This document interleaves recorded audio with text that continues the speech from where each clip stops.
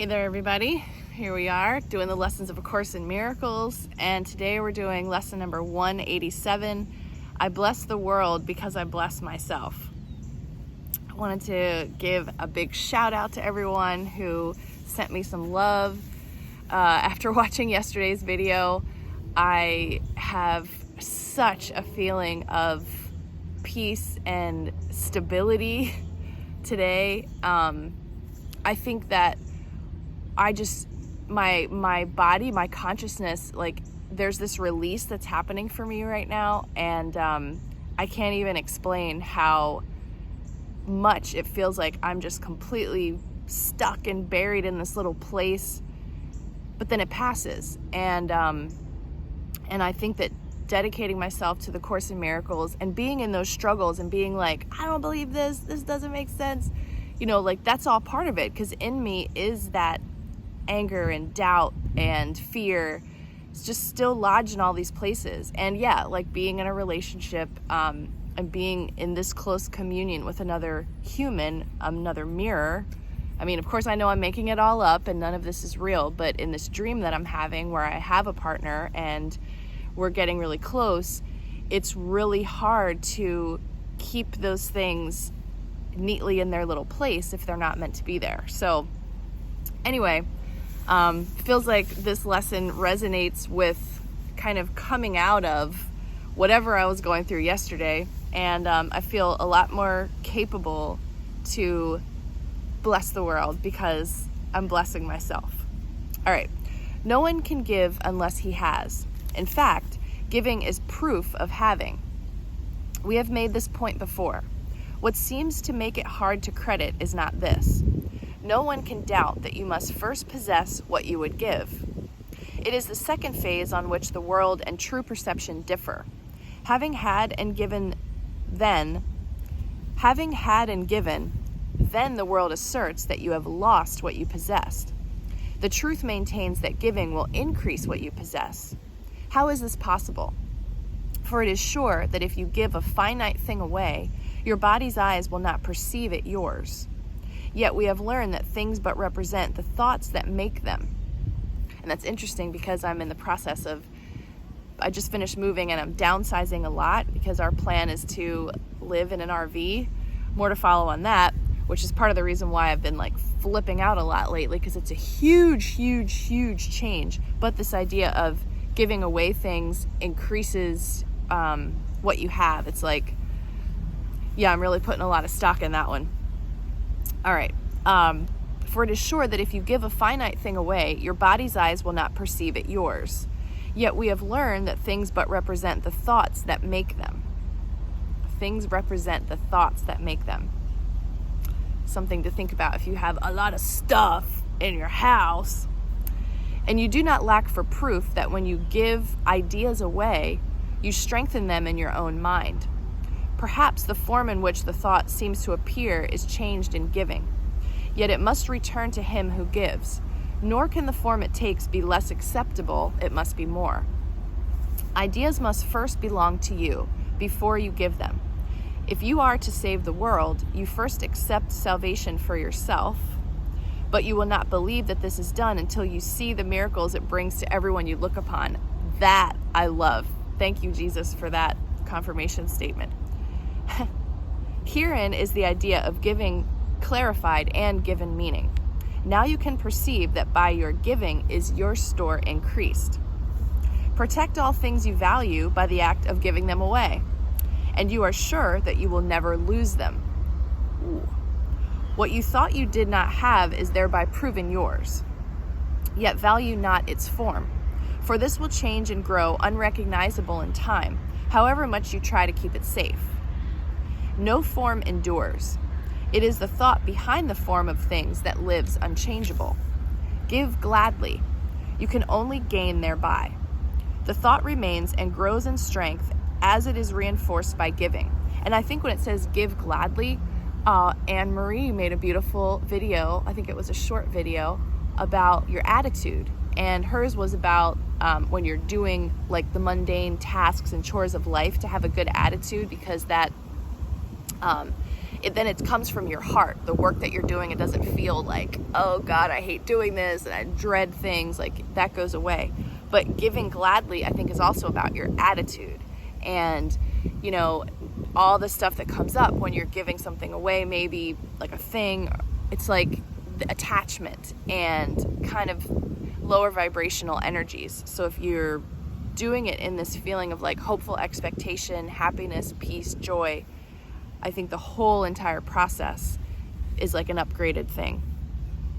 The thought remains and grows in strength as it is reinforced by giving. Thoughts extend as they are shared, for they cannot be lost. There is no giver and receiver in the sense the world conceives of them. There is a giver who retains, another who will give as well, and both must gain in this exchange, for each will have the thought in form most helpful to him. What he seems to lose is always something he will value less than what will surely be returned to him. Never forget you give but to yourself. That's another good one. Who understands what giving means must laugh at the idea of sacrifice, nor can he fail to recognize that the many forms which sacrifice may take. He laughs as well at pain and loss, at sickness and at grief, at poverty, starvation, and at death. He recognizes sacrifice remains the one idea that stands behind them all, and in this gentle laughter are they healed. In his gentle laughter are they healed. Nice. Illusion recognized must disappear. Accept not suffering, and you remove the thought of suffering. Okay, thank you, Jesus, for that one. Needed that yesterday.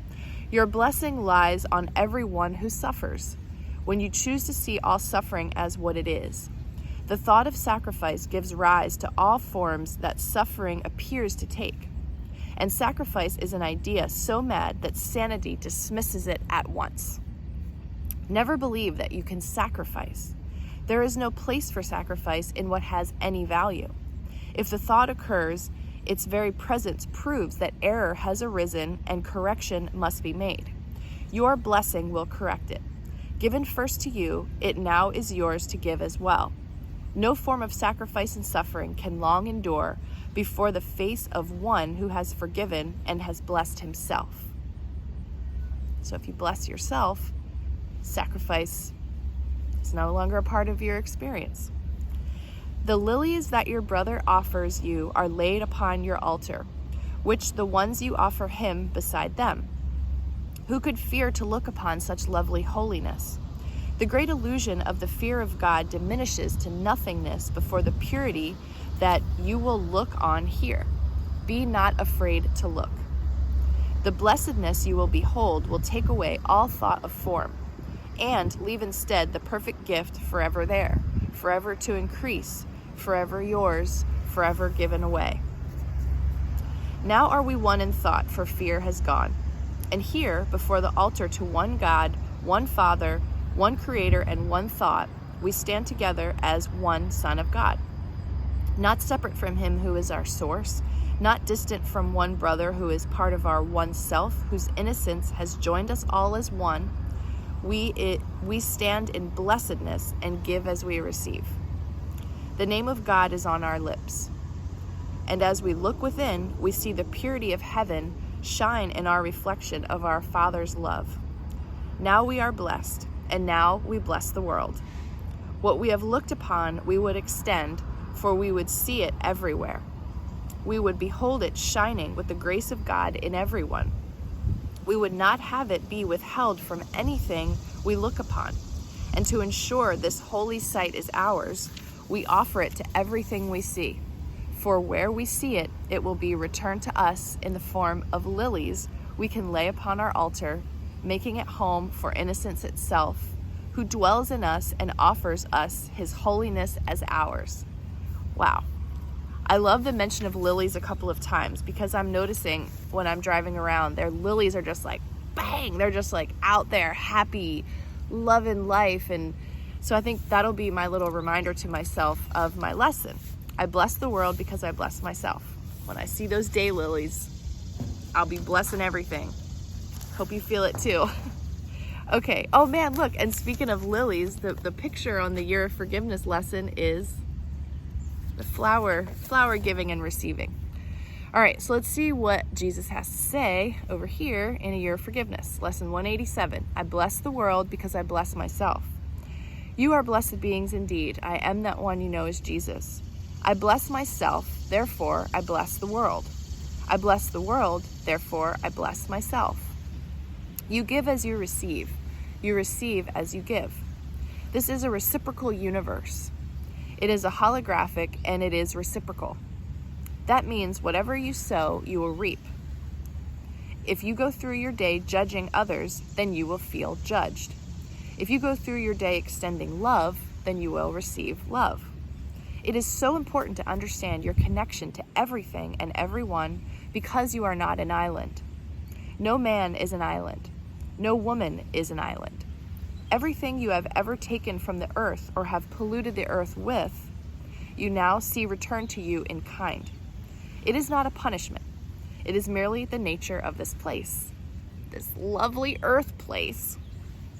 Bless everything you would like to bless you. Bless your brothers and sisters. Bless yourself. Bless me. Bless the universe. Bless nature. Bless the animals. Bless the fresh air. Bless the trees. As you go through your day, give away the love you have for all these things and appreciate them. That is what appreciation is. You bestow on everything you see the love that is your natural state. And it comes back to you in the form of opportunities. It comes back to you in the form of a beautiful sunny day. It comes back to you in the form of beautiful relationships. It comes back to you in the form of all kinds of abundance. You act in abundance when you appreciate and bless everything you see. I am that one you know as Jesus, and we will speak to you tomorrow. Well, have a nice day today, everyone. I bless you. I appreciate you. I love the fact that we have this community and we're studying the course together. And I will see you tomorrow.